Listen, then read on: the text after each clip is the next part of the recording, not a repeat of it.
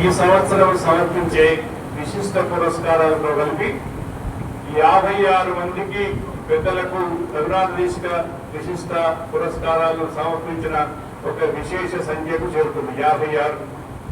రఘునాథాచార్య స్వామి వారి యొక్క 80వ తిరునక్షత్రం మొదలుకొని ఈ 101 తిరునక్షత్రం వరకు 56 మందికి. రఘునాథాచార్య స్వామి వారి యొక్క వివాహం జరిగిన తర్వాత 75 సంవత్సరాల ఆ వజ్రోత్సవ సందర్భంలో స్వామివారు అమ్మవారు 75 మంది దంపతులకు లక్ష్మీనారాయణ స్వరూపుగా వారికి మంగళాశాసనం చేసిన ఒక సందర్భాన్ని పురస్కరించుకొని వారి 100 సంవత్సరాల పండుగలో ఇప్పుడు వల్లన స్వామి వారు ఇలాంటి పెద్దలు ఉన్నారే, యువకులుగా ఉన్నవారు, పెద్దలుగా ఉన్నవారు, వారందరినీ సత్కరించుకోవడానికి. ఎందుకంటే వేదాలను గౌరవించుకోవడం అంటే వేద పండితులను గౌరవించుకోవడమే. రఘునాథాచార్య స్వామి వారి వైభవాన్ని స్మరిస్తూ సత్కరించుకుంటే వారికి ముఖ వికాసం కలుగుతున్నది. నేను మనం ఒక మాట కూడా జ్ఞాపకం చేసుకున్నాం. పెద్దల కొరకు మళ్ళీ ఒక వాక్యాన్ని చెప్పుకుంటాం. గజారోహణ సన్మానం జరిగినప్పుడు ఈ సన్మానం నాకు మాత్రమే జరిగి నాతోనే ప్రారంభమై నాతోనే ముగించాలని నేను కోరుకోవడం లేదు. సంప్రదాయం కొరకు విశేషంగా కృషి చేస్తున్న అందరికీ ఇలాంటి సత్కారాలు జరగాల్సిందే. సంప్రదాయం ఒక్కరి సొత్తు కాదు, ఒక్కరికి సంబంధించింది కాదు, అందరికి సంబంధించిందని వారు అన్నారు. కాబట్టి అలా వేరు వేరు ప్రాంతాల్లో ఉండేటువంటి వారందరినీ మనం ఎత్తుక్కొని మనకు కొంతమంది తెలిసి ఉండవచ్చు, వారికి మనం గౌరవించవచ్చు. మరికొందరి ద్వారా ఇప్పుడే స్వామివారు మనకు ఆ స్వామివారి గురించి చెప్పినారంటే మన మధ్యలో ఉన్నట్టుగానే పరిచయం జరుగుతున్న ఏడాది నుంచి. కానీ సందర్భం ఒక పవిత్రమైన సందర్భంలో ఒక మంచి సూచన చేశారు, వారికి ఆ గౌరవం సమర్పించుకుంటాం. అలా మనం 100 మందికి విశేష పురస్కారాలు సమర్పించుకోవాలని సంకల్పించిన క్రమంలో ఇవాళ కార్యక్రమంతో కలిపి 73 మంది మాత్రమే సమర్పించుకోగలుగుతున్నాం. అంటే సంవత్సరం గడిచినా మన సంఖ్య పూర్తిగాక మన సంకల్పాలకి మరిన్ని గ్రంథాలు అనుకున్న 12 గ్రంథాలు మనం ఈ ఒక్క సంవత్సరంలో 12 కొత్తగా గ్రంథాలను సిద్ధపరచుకున్నాం.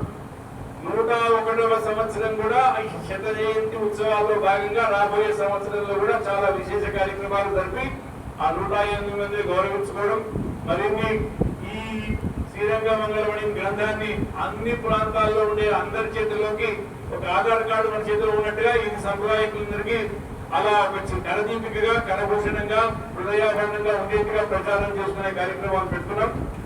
ఇన్ని కార్యక్రమాలు ఒక ఎత్తు, ప్రత్యేక సందర్భం అంటే ఆ సందర్భంలో మనం ఏం చేయాలి అని ఆలోచించుకొని వారిలాగా మహామహోపాధ్యాయులు, వారిలాగా శాస్త్రరత్నాకరులు, వారిలాగా బహుశాస్త్ర పండితులు అయినటువంటి వారు, వారిలాగా ఎవరేమి ఇస్తారని చూడకుండా ఎవరు యోగ్యులో వారికి మనమేమి ఇస్తాము, మన జ్ఞానాన్ని పంచుదామని ఇచ్చేవారే గాని పుచ్చుకునేవారు కారు. అలాంటి రంగరామానుజాచార్య స్వామి వారిని 200కు పైగా సంప్రదాయ గ్రంథాలను తెలుగులో అందించినటువంటి సింగరాచార్య స్వామి వారిని భాగవత సప్తాహాల ద్వారా, నవాన్నిక రామాయణ సామ్రాజ్య పట్టాభిషేక కార్యక్రమాల ద్వారా, అనేక కాలక్షేపాల ద్వారా తెలుగు వారందరి అదృష్టం కొద్దీ మరొక ఆ గోపాల కృష్ణుడు రూపాంతరంతో ఇలా ఉదయ వేదాంత పండితులుగా శ్రీకృష్ణ పరమాత్మ వచ్చినారా అన్నట్టుగా సాధువు స్వామి వారు ప్రచారం చేస్తున్నారు.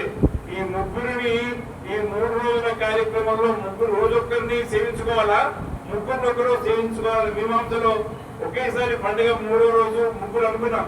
కానీ నిన్నటి రోజు చిన్నపోకుండా సాధువు స్వామి వారు వేయించేసి కార్యక్రమంలో మంగళాశాసనం చేసి మేము సమర్పించినటువంటి ఆ పత్ర పుష్పాలను స్వీకరించారు.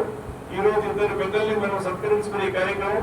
ముందుగా ఈ కార్యక్రమంలో రంగరామానుజాచార్య స్వామి వారికి కించిత్ కాలాన్ని సమర్పించుకొని వారి మంగళాశాసనాన్ని పొందాం. ఆ తర్వాత పరకాల స్వామి వారికి సత్కారం పూర్తిగా భక్తిగా సమర్పించుకొని వారి మంగళాశాసనాన్ని పొందాం. ఈ ఇద్దరు ప్రయాణం కావడానికి హైదరాబాద్ చేరుకోవడానికి సుఖంగా పెద్దల యొక్క మంగళాశాసనంతో అనుమతితో వారిని పంపించి మిగతా కార్యక్రమాలు అప్పటి వరకు మిగతా వారు కూడా వస్తారు, వారిని కూడా విజయం చేసుకున్నాం. కార్యక్రమం ఆలస్యం కాకుండా అంతా కార్యక్రమం ఆలస్యం కాకుండా జాగ్రత్త పడదాం. ఒకవేళ కొంచెం ఆలస్యమైనా రేపు ఈ కార్యక్రమం లేదు, రేపు తిరునక్షత్రం రాదు, రేపు ఎలాగో పగలంతా ఎండే ఉంటుంది, ఏసీలే ఉంటాం. కాబట్టి రేపటి కార్యక్రమం విశ్రాంతికి ఏం భంగం ఉండదు. కాబట్టి మనం దీంట్లో సమన్వయంగా ప్రయత్నం చేసుకున్నాం. ముందుగా రంగరామానుజాచార్య